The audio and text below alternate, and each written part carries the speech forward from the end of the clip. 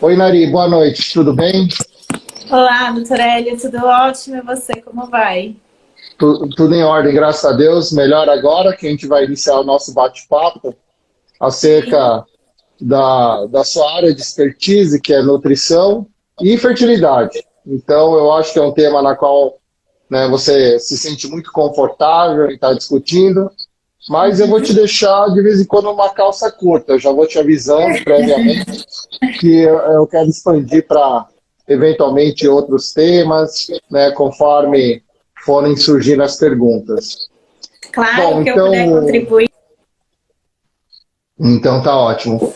Então, Hilary, eu gostaria que inicialmente você fizesse sua apresentação, contasse um pouquinho da sua vivência, sua experiência nessa área de nutrição, principalmente no que se refere à parte de fertilidade.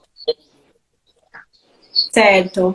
Eu atuo nessa área já desde 2015, então já tem aí uns 6 anos, onde eu comecei a estudar o efeito da alimentação na saúde do testículo no homem, né? Foi onde eu fiz o meu mestrado, comecei a me interessar porque eu comecei a receber muitos casais inférteis. E uma vez que eu tinha que estudar o homem, a mulher que tinha mais interesse nessa parte da alimentação, a mulher que cuidava muito, e muitas vezes a infertilidade é do casal, né? Não, na grande maioria. Não, a gente tem que. Os dois precisam ter ambientes e células reprodutivas saudáveis para que, né, seja concebido um embrião saudável que tenha a capacidade de se desenvolver.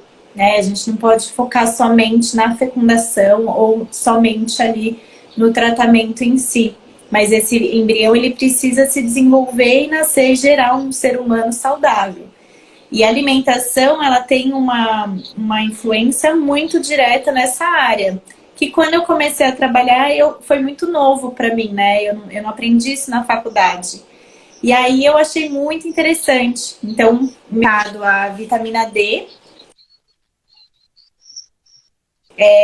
no impacto da reprodução, onde eu consegui compilar uma série de dados, né, voltados aos marcadores aí de fertilidade e vi que ela tem uma correlação muito direta com os parâmetros de qualidade, principalmente dos espermatozoides e do oosso, né, da célula reprodutiva feminina.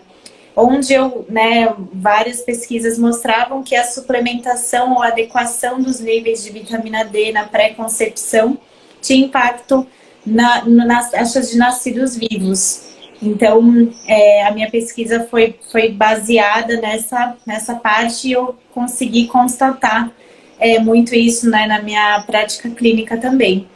Então, é um pouco diverso esse tema, porque ele é muito amplo e envolve várias características na alimentação.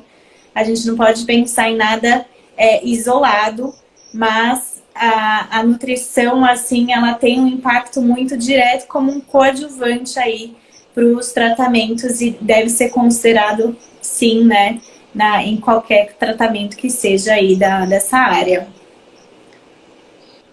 Bom, então vamos lá. Nari, em relação a uma pergunta assim, bem genérica do ponto de vista prático. Um casal que está em tentativa de gravidez, já há mais de 6 meses, um ano, e não teve esse êxito, é um cenário na qual existe uma abertura, principalmente da parte da mulher, isso que eu vejo na prática, em buscar mudanças, novas práticas. Eu até brinco, né, que quando o casal quer engravidar e não tem êxito, se ela fizer a leitura de que comer minhoca frita ela vai engravidar, ela começa a cavar o buraco do chão aqui para ver se já acha minhoca. Para fazer a Né? minhoca, Então, assim, fica muito, de certa forma, propensa a aceitar, né, qualquer alternativa, principalmente aquelas que estão mais simples, que não envolva tanta complexidade ou tanto custo. E aí é sim. uma pergunta que muitas vezes nos é feita aqui no consultório. E aí eu gostaria que você respondesse, claro que aquilo que você já apontou é muito individualizado, mas genericamente, o que você aconselha essa mulher e esse homem a ter cuidados em relação à dieta? Olha, doutor Hélio, em termos genéricos, e assim, muito prático, muito fácil, eu sempre já aconselho elas a não comerem coisas que elas não dariam para o filho dela, por exemplo. Então, quando, né, a mãe ou a mulher, ela tá com aquele instinto já maternal de querer desenvolver isso, a maternidade, ela já tem um estímulo muito grande para autocuidado, porque ela sabe que qualquer coisa que ela fizer no corpo dela vai prejudicar o filho dela, e ela jamais faria algo que, né, fosse ruim para o filho. Então, essa é uma forma de raciocínio muito fácil, muito prático na hora de fazer a escolha alimentar. Porque o que eu vejo? A depressão de nutrientes. Então, a falta de nutrientes essenciais, como zinco, ferro, ácido fólico, magnésio, cálcio, vitamina D, em conjunto com uma alimentação inflamatória, ela prejudica com que essas células sejam formadas com uma boa qualidade, capaz de gerar um embrião. E isso são hábitos muitos anos, né? De muitos anos. E obviamente que isso não é revertido em um mês, né? A gente sabe que o processo de maturação da célula, ele demora aí um certo tempo. Então, os resultados não são tão imediatos e são difíceis de mensurar, porque os exames ainda são muito caros e não dá para a gente conseguir fazer várias vezes aí num tempo, né? E conseguir identificar a diferença que isso está causando. Mas vamos pôr ali um período de 3 meses, né? Então, a mulher que está ali com uma idade que ela está se sentindo mais pronta para gerar um filho, e ela já está com essa preocupação, já é um motivo, já é um momento dela começar a ter mais atenção ainda, que a alimentação dela vai estar impactando nisso. E assim, não é nada que seja muito, muito fora do que é um contexto de uma alimentação saudável. O que acontece muito é que as pessoas têm hábitos que são muito deteriorantes para o nosso corpo. Por exemplo, tomar em toda a refeição uma Coca Zero, ou usar o açúcar para adoçar qualquer coisa, né? Chá, café, ou seja, no lanche da tarde, comer biscoito recheado. Coisas que elas sabem que elas não deviam estar fazendo. E se elas começassem por aí, já seria assim uma boa, já teria uma boa repercussão nesses órgãos. Aí eu iria para algo mais específico, uma suplementação mais apropriada e que seja mais direcionado para o problema que está causando a infertilidade. Mas em termos gerais, é aquela alimentação mais rica em vegetais, legumes, frutas, que vão ter mais antioxidantes, isentos ali de alimentos refinados, né, que sejam industriais, que tenham excesso de açúcares, não só o açúcar de adição, mas como açúcar invertido, açúcar líquido, maltose, que são adicionados nos produtos industrializados. Ter mais um balanceamento nos tipos de proteína, né? Consumir mais proteínas anti-inflamatórias, como peixes, frutos do mar ou frango, do que carne gorda, por exemplo, evitar fritura. Aquelas coisas que as pessoas sabem que elas deviam estar fazendo, mas que por algumas razões elas acabam não fazendo. Mas de qualquer forma, existem alimentos ricos em nutrientes especiais, específicos, que vão ser bons para a fertilidade, como o zinco, por exemplo. Então a ostra e os frutos do mar, eles são bem-vindos porque eles têm uma alta quantidade de zinco, que ajuda tanto para o espermatozoide como para o óvulo. Agora, a parte de insulina também é um ponto muito geral que todo mundo tem que cuidar por qualquer desfecho. A resistência à insulina é um processo aí muito danoso para as nossas células. E quando ela acontece, muitas vezes é reflexo de alguma questão inflamatória. Mas, muitas vezes, o que a gente acaba observando do ponto de vista prático é que, na teoria, esse conhecimento eu acho que é domínio comum.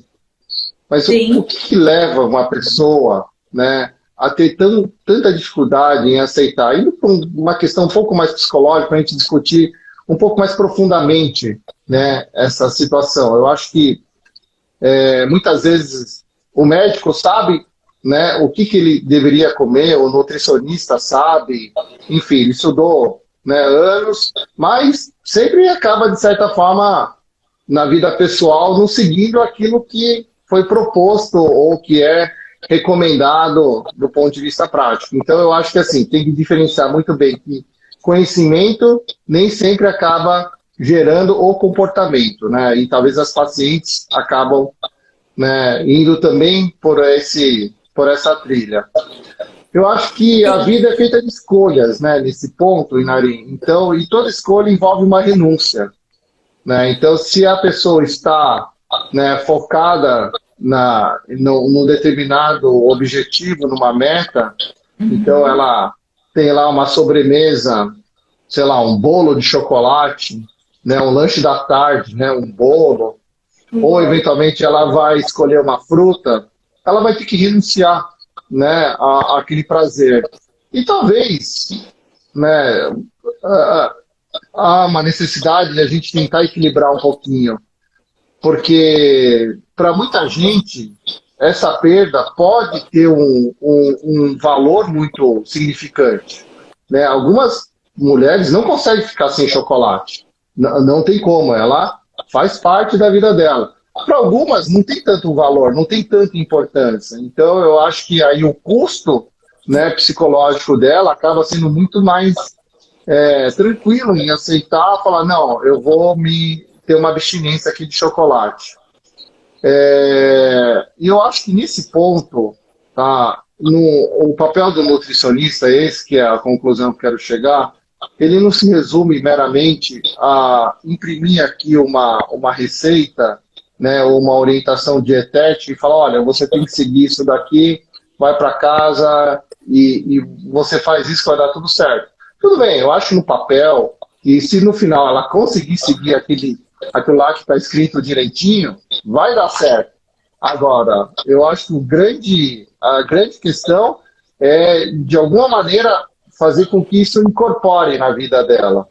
E aí tem Sim. algumas pessoas que precisam de uma mudança revolucionária de um dia para outro, e tem gente que acaba, de certa forma, tem que negociar cada mudança aos poucos. E conta um Sim. pouquinho assim sobre essa questão dessa abordagem prática mesmo. Fala, pô, como que, né, quais são os seus macetes, vamos dizer assim? Olha, isso eu acho que é o tema de estudo mais desafiador, sabe? Porque quando você. E isso, assim, para mim, eu tive que aprender a fazer isso na prática, uma vez que eu fiz nutrição, porque eu tinha muitos problemas, até com fertilidade, com ovário policístico, e questões aí com esofagite. Eu tinha vários problemas de saúde na adolescência, porque minha alimentação não era boa. E era um desafio, porque na minha casa eu como saudável, né? No almoço era muito saudável. E isso era muito intrigante para mim. Eu, poxa, mas eu como, né, as coisas que dizem que é saudável, eu tenho vários outros problemas de saúde aí. E aí eu queria fazer medicina, porque eu gostava de ajudar as pessoas, né, de saúde. E aí eu fui fazer nutrição, porque foi a forma que eu achei de ajudar as pessoas encontrando essa incógnita que eu tinha. E aí, quando eu terminei a faculdade, eu continuava me alimentando mal. Eu comia salada no almoço, né? Achava que estava tudo certo, mas eu ainda não tinha resolvido esses problemas de saúde que eu tinha. E aí, depois eu comecei a estudar mais a fundo isso, e uma vez eu aceitei que realmente as minhas amigas podiam comer bolo no lanche da tarde, que elas não engordavam, não tinham problemas, mas eu não podia, porque eu tinha problemas com isso. Uma vez que eu aceitei, né, aceita que dói menos, a vida é feita de escolhas e vou escolher cuidar do meu corpo a partir da alimentação, você tira o peso da jogada, então você não está fazendo dieta, você está escolhendo nutrir seu corpo, você está cuidando do seu corpo para que ele seja um corpo mais saudável. E tem muitas formas de você fazer isso que são super agradáveis e que é muito prazeroso, né? Você me vê comendo meus matos no almoço, mas são pratos atrativos, são coisas que são gostosas de estarem comendo. Lógico que vai ter sempre aquela rúcula lá que ninguém ama, né? Mas que tá ali, que você precisa ter o ferro que tá lá, você precisa ter os nutrientes que estão lá. Se você usa o mindset do prazer que o alimento te proporciona, você vai estar sempre na luta. Porque não dá para comparar rúcula com batata frita. É totalmente diferente. Mas você vai estar ali comendo rúcula querendo comer batata frita. Então você vai estar sofrendo. E a refeição é um momento que a gente faz várias vezes no dia. E é um sofrimento muito pesado isso. É muito ruim você estar fazendo uma coisa pensando que você queria estar fazendo outra.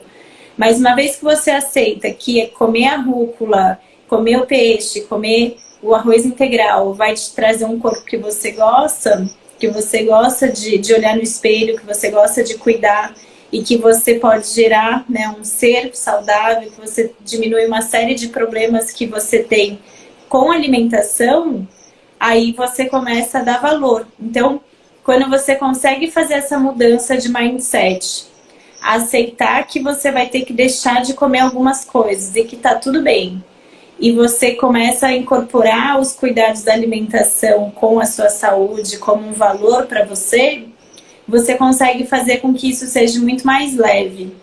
E aí não é aquele peso, não tem aquela coisa, aquele conflito, aquela questão grande, ai meu Deus, eu vou morrer se eu não comer chocolate todo dia.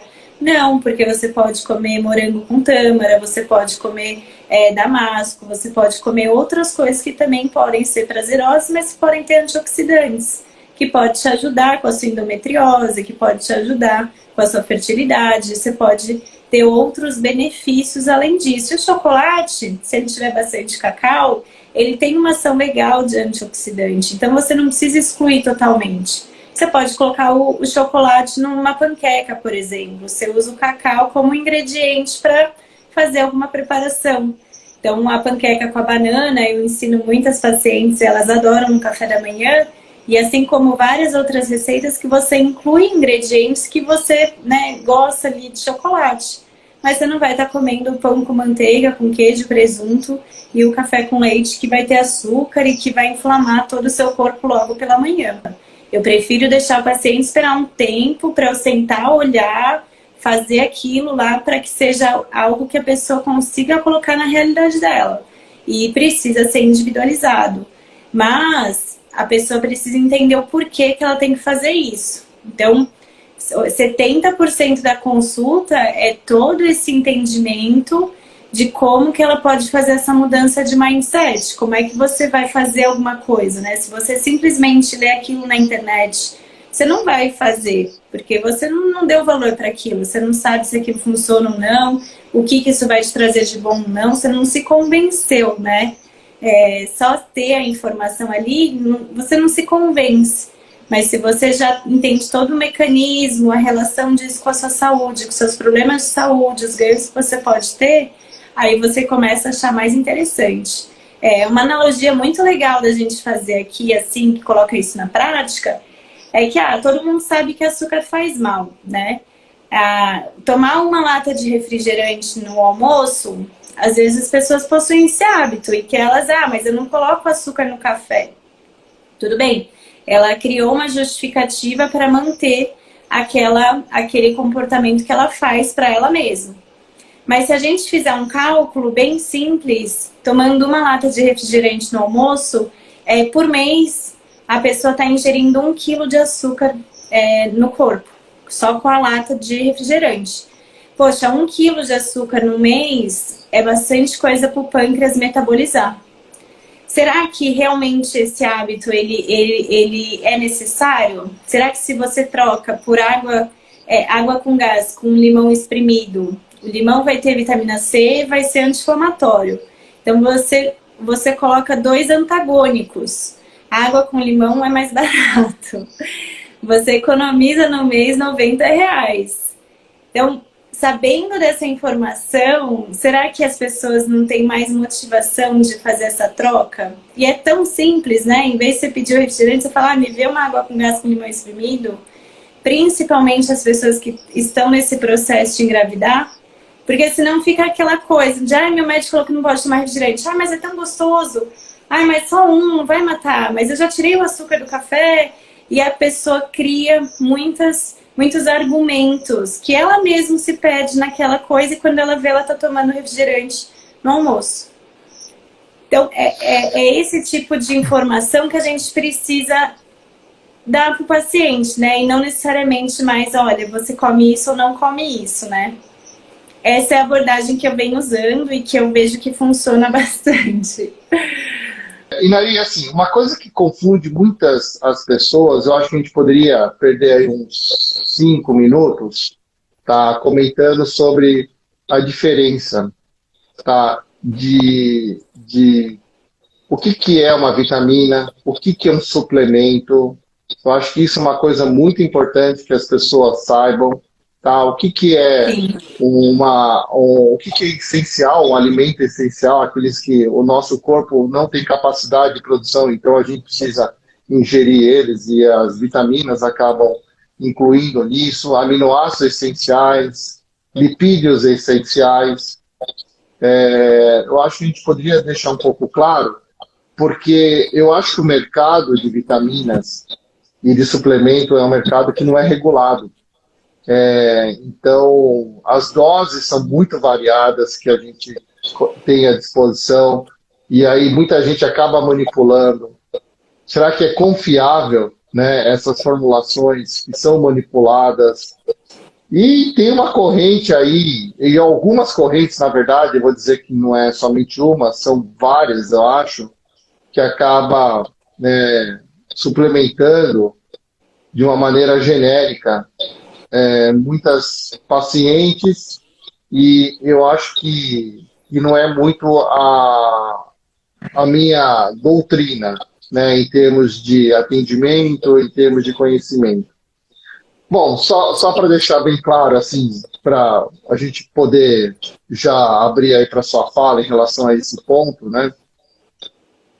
Sim. Eu acho que assim, tem um médico que entende que a vitamina ela é um super entusiasta, acho que vai resolver tudo, né? A vida de um paciente. Olha, se você tomar vitamina, você não vai ficar gripado, você não vai ter câncer, sim, você vai engravidar. Bom, enfim. E tem aqueles que são um pouco céticos, que falam, olha, para mim vitamina é um placebo, é uma medicação que não tem atividade, efeito, né? E é um placebo bem caro, né, atualmente, né? Tem algumas vitaminas que têm um custo que realmente tem crescido olhos, muito. Né? Na verdade, o Brasil, eu acredito que é um dos... desculpa, acho que cortou aqui a conexão, doutor. O Brasil, eu não lembro se ele está entre os 5 maiores consumidores de suplementos do mundo. O brasileiro, ele é adepto ao uso de suplemento, uma vez que ele tem a imagem de que o suplemento é algo mais natural, que não é um fármaco, né? Não é um medicamento. Então, existe essa preocupação hoje, existe aquela intenção de estar fazendo algo bom para a saúde. Então, o brasileiro também é um povo que cuida da saúde. Eles pagam mais caro por um alimento ser saudável ou não. Isso, né, várias pesquisas de consumo mostram. A grande questão é que, assim, a gente tem necessidades diárias de vitaminas. Qual que é o argumento da indústria do suplemento? Para você ingerir toda a sua necessidade, é muito difícil. Você vai ter uma alimentação muito regrada. Então, vamos usar os suplementos para facilitar seu dia e você tomando essa cápsula, você não fica doente, você consegue garantir as suas necessidades nutricionais. A grande questão é que a gente tem, né, toda uma diretriz por trás. Estudar nutrientes e alimentos em seres humanos é muito difícil, porque você não consegue pegar uma amostra de seres humanos e deixar com que eles comam exatamente as mesmas coisas, as mesmas condições de sono, estresse, né, rotina, exercício, e entender se aquelas vitaminas foram essenciais ou não, o que aconteceu com a falta de algumas ou outras. Então, estudar alimentação é algo complexo, assim, e a ciência é relativamente nova, né? Acho que ela está com que vem avançando num grau muito bom, né? Numa velocidade muito boa, e eu vejo que muitas pessoas se interessam. Então, é um tema que vende muito bem, vamos dizer assim, porque as pessoas acham muito interessante. A grande questão é entender o para que suplementar, né? A gente consegue sim ganhos com uma suplementação, ou seja, potencializando a ingestão de alguns nutrientes para determinada finalidade. Então, você pode garantir com que você tenha uma boa ingestão de proteínas após o exercício usando um whey protein, que hoje é um dos suplementos mais utilizados. Até em alimentos ele está sendo utilizado porque viu que é uma boa fonte de proteína, de forma que você não aumenta a gordura, né? Se você aumentar muito carne ou outros alimentos que são fonte. Aí a gente também tem que pensar em biodisponibilidade. Tem muito polivitamínico que você lê a composição dos nutrientes que estão lá, eles não têm biodisponibilidade. E eles têm compostos químicos para fazer a cápsula, para ser palatável, enfim. Então, talvez o ganho daquilo não vai ser muito bom se você fizer uma vitamina com frutas, né? Com limão, com laranja, com couve, de repente, com coisas que sejam naturais e que você tem mais biodisponibilidade. Eu sigo a linha de que a gente vai ver como vai ser com a alimentação, porque eu não sou tão exata assim. A nutrição, ela não é uma ciência exata. Embora as nossas diretrizes sejam por cálculos, a gente precisa entender qual que é o limite de absorver e de assimilar determinado nutriente, alimento que aquela pessoa tem. E como que ela vai se adaptar com aquilo, se é algo que é factível ou não. E o efeito que isso causou no corpo dela. Uma vez que a gente entendeu isso, aí a gente consegue ver o que vai ser necessário complementar via suplementação. Então, o suplemento, ele entra como um complemento da sua alimentação. Que se uma vez você consegue ter uma alimentação suficiente para você nutrir seu corpo e manter as suas taxas ali dentro da normalidade, né, o seu estoque bom, não é necessário você suplementar.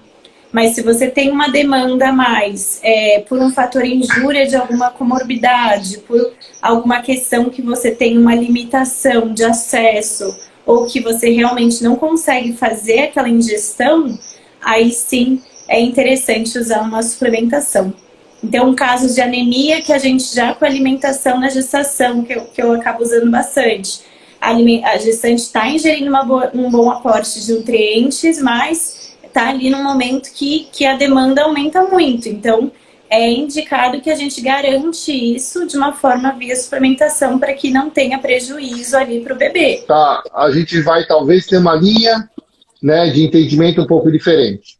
Então vamos começar, já que a gente falou do myo-inositol, qual que é a sua opinião em relação ao myo-inositol em pacientes que estão tentando engravidar com anovulação crônica, ou seja, que não ovula, por síndrome do ovário policístico? Tá aí uma calça curta, uma das muito comum, que eu falei, né, que eu ia te colocar. Vamos lá. Vamos lá, doutor Hélio. Só para complementar o que você falou, a gente aprende isso, né, sempre, a gente usar as evidências científicas e é altamente complexo você entender as evidências, né? Uma vez que os estudos são bem difíceis de ter assim, um entendimento e disso entender como fazer essa aplicabilidade. Então isso requer mesmo, né, um nível intelectual bem alto, que nem toda a faculdade de nutrição ela dá. Isso ainda está muito em estudo. E como eu já falei, é muito difícil você comprovar uma eficácia de um nutriente isolado em seres humanos. Então, sobre o myo-inositol, eu costumo ter um raciocínio clínico muito por princípios. Então, qual que é o princípio de melhora dele? Ele melhora a sensibilidade à insulina. Ok, se você usa ele com uma paciente que está com uma alimentação anti-inflamatória, ele pode dar um boost. Então, se ela está com uma resistência à insulina e o ovário policístico está sendo causado por causa disso, a alimentação mais o mio-inositol pode ser algo bom, de repente, para ela. Uma vez que ela não consegue fazer todas as estratégias anti-inflamatórias que seriam benéficas para isso. Então, não tenho tempo para cozinhar, para preparar muito, para fazer as estratégias, então preciso de soluções mais práticas. Então, acho que é bem útil a gente usar o mio-inositol ou inositol, que a diferença dos dois não são tão grandes e tem uma diferença de custo. Eficácia em si, em síndrome em ovário policístico, alimentação. Então, quando você vê que a pessoa tem um ovário policístico, é porque ela está com uma alimentação inflamatória, sem dúvida. Normalmente ela tem excesso de gordura, ela está com uma alimentação rica em compostos químicos, em xenobióticos, em disruptores endócrinos, que pode estar presente, né, no copo plástico que ela põe o café.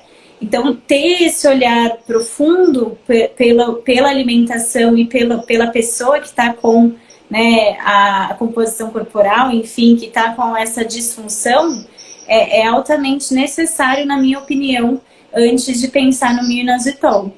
Agora, se a pessoa conseguiu aderir às mudanças de estilo de vida e a gente pode ainda, além disso, fazer algo para complementar que possa dar algo a mais, aí eu pensaria em colocar o mio-inositol, sim.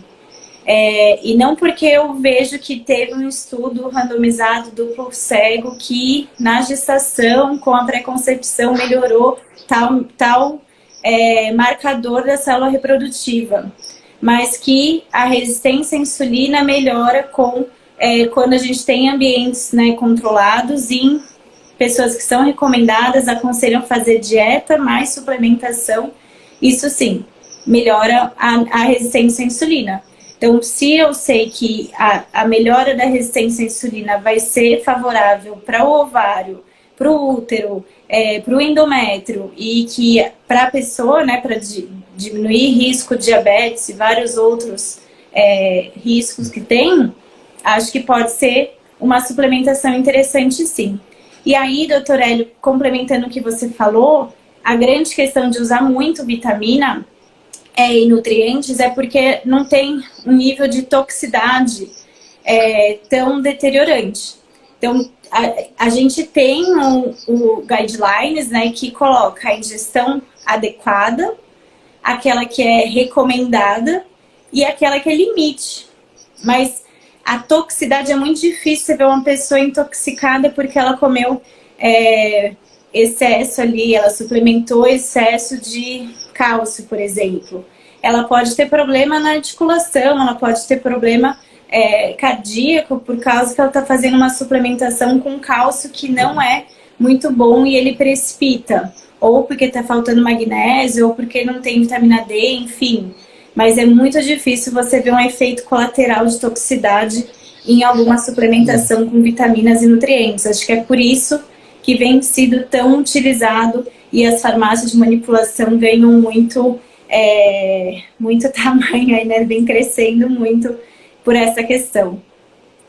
Então, aí assim, só para deixar bem claro, né, para quem está acompanhando aí a nossa live depois, ou que eventualmente vai assistir, é que existem vitaminas que são lipossolúveis, né, e as que são hidrossolúveis. As hidrossolúveis, tá, mesmo que você ingira em excesso, o seu organismo vai conseguir dar um jeito de eliminar elas. Tá? E aí a vitamina, né, do complexo B, do B1 é o B12, tá? E a vitamina C.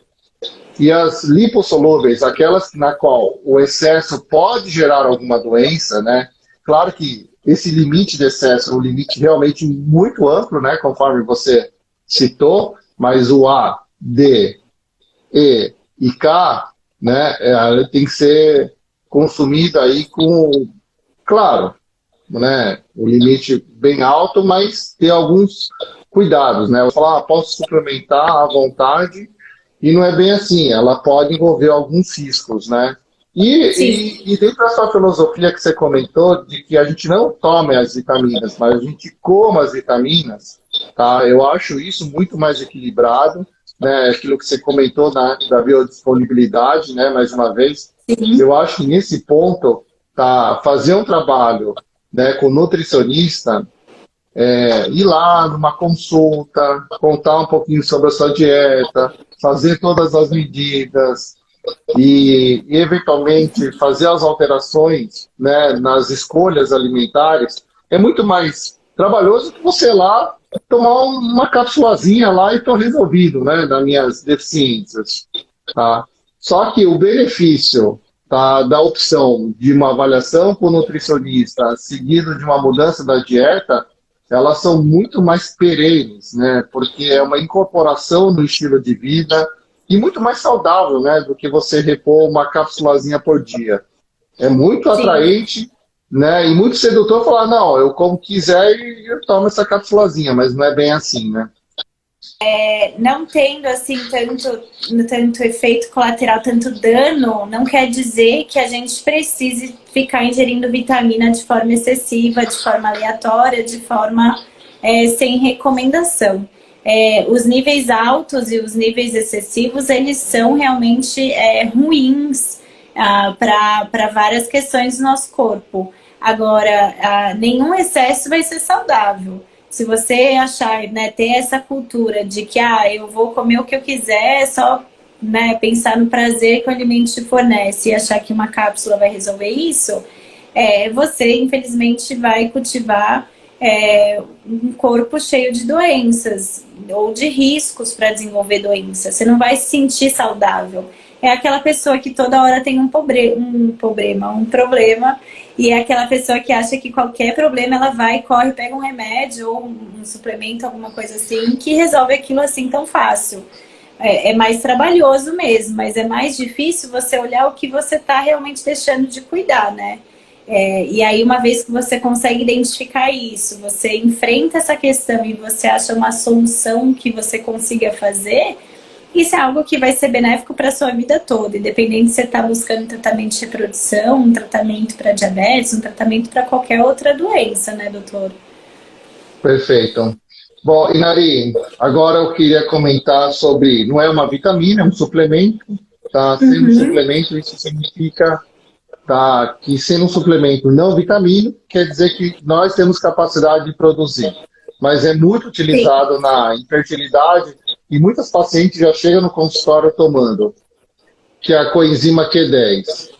Então, Uhum. ela foi um alvo, né, de uma moda que começou há alguns 5 anos atrás, e saiu uma publicação, e até hoje algumas pacientes continuam suplementando a coenzima Q10. Principalmente, né, quem faz a medicina anti-aging, né, anti-envelhecimento, acaba recomendando muito a coenzima Q10. Então, eu queria desmistificar um pouquinho, né? A coenzima Q10, ele é uma substância que é utilizada nas mitocôndrias das nossas células, que é a organela que produz energia para a atividade das mesmas. E aí, você fazendo uso aí da coenzima Q10, teoricamente você acaba tornando suas células mais energizadas, né? Vamos dizer dessa forma. Aí eu queria ver a sua opinião em Sim. relação à coenzima Q10. Olha, doutor Hélio, sobre. Aí eu vou separar um pouco, tá? Eu acho que ela pode ser interessante para melhora de motilidade do espermatozoide. Então, uma vez que o espermatozoide é uma célula que tem muita mitocôndria, né? Tem uma ação mitocondrial bem importante que vai ter uma relação com a capacidade dele de se movimentar, conseguir nadar e chegar até o óvulo para fazer a fecundação. Então, é algo que eu vejo que pode ser benéfico nessa questão. Então, uma vez que o defeito, né, o problema da fertilidade pode ser do homem, a gente pode, né, melhorar essa motilidade aí pensando numa suplementação com a coenzima Q10 é onde eu usaria.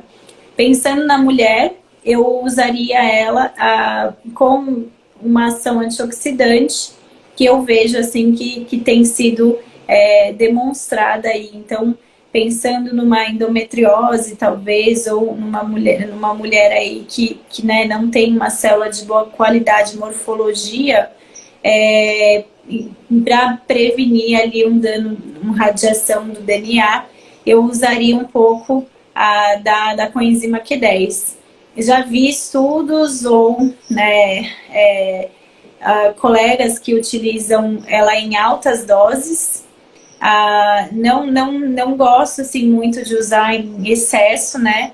Mas também não acho que é algo que possa ser milagroso nessa parte, mas eu acho que ela pode ajudar se ela estiver em conjunto com as outras estratégias que são bem importantes para melhora aí das células reprodutivas. Perfeito. Bom, outra substância que é muito utilizada também na reprodução é a N-acetilcisteína, tá? Principalmente para pacientes que têm endometriose, eles estão recomendando o uso da N-acetilcisteína. Qual que é a sua opinião? Eu não utilizo. Eu acho que o benefício versus custo e versus a aceitabilidade, porque às vezes tem que fazer em sachê, o sachê é ruim. Não tenho assim bons olhos para essa suplementação nesse desfecho não, doutor Hélio. Não utilizo muito. Ótimo, perfeito. Não, N-acetilcisteína eu também não prescrevo, tá?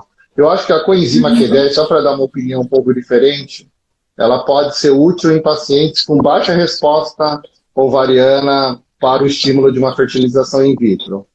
Mas, minha experiência pessoal do uso da coenzima Q10, mesmo em doses mais elevadas, não foi muito diferente daquela paciente que não fez uso. Então, essa foi a minha experiência, só para poder compartilhar. Em relação às medicações antioxidantes, né, ou as vitaminas antioxidantes, que seriam a vitamina A, a C, a D e até a vitamina E, né, que é um fator bem importante aí, antioxidante, você recomenda para todo mundo? Não, já toma um antioxidante aí que, né, com infertilidade, para aquela paciente tentante, você prescreve para todas? Ou recomendaria para todas? Eu prescrevo principalmente essas que você falou, a vitamina A, vitamina E é super importante, que está presente nas fontes de gordura boa, que a gente não tem tantas opções, assim, não é tão diverso, né? Então, eu acho que vale a pena a suplementação, sim. Vitamina A, vitamina E, vitamina C talvez, depende muito de como ela consegue ingerir via alimentação, e vitamina D sim, porque né, existe uma pandemia de deficiência, então se no exame estiver baixo, se os níveis séricos estiverem né, numa faixa baixa, eu faço associação então dessas vitaminas lipossolúveis, para que elas possam ter melhor absorção, e a vitamina E principalmente, ela não só, né, a ação antioxidante, mas ela tem uma ação bem benéfica aí, pensando nessa parte da fertilidade.